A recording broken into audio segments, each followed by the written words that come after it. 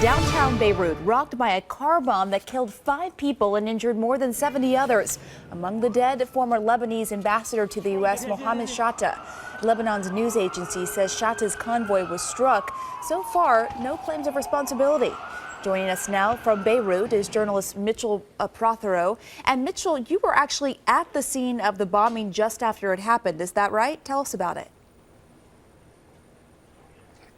Yes, it was.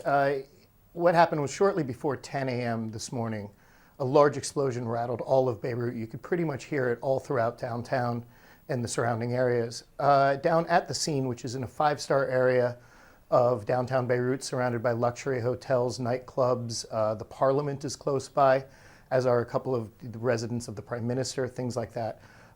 It was clear that a convoy had been targeted by either a car bomb or a roadside bomb that killed, as it turns out, the former Minister of Finance and a close advisor to the former Prime Minister, Rafik Hariri. And if you would just kind of set the scene for us, I can imagine it was very chaotic.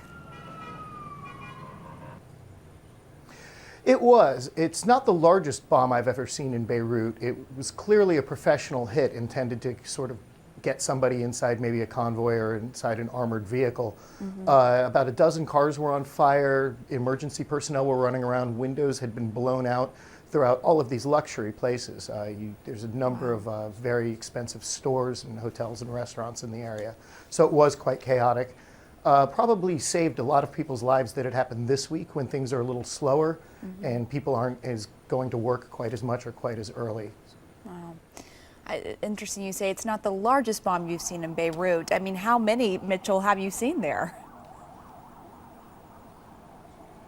Well, I've been here for about 10 years, and political violence is no small thing, but it does happen fairly frequently in Lebanon. What we've never seen, at least in the last 8 years, is a bomb that targeted downtown Beirut. Earlier this summer, we saw a couple of suicide bombings in Hezbollah areas that people thought might be retaliation for their involvement in the Syrian civil war, and there's been some bombs in the northern city of Tripoli. But this is one of the first ones in a long time to target somebody in downtown Beirut, which has stayed relatively peaceful.